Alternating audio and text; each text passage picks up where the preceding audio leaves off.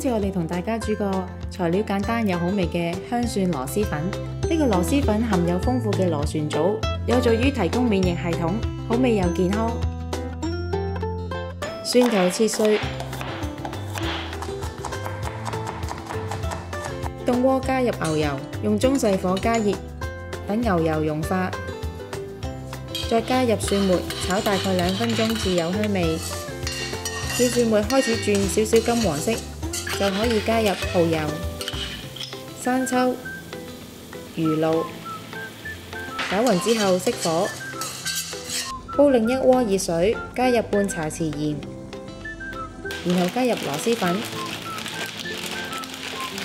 按照包裝指示煮熟，將螺絲粉加入蒜汁鍋內，開中細火加熱翻炒，再加入芝士碎，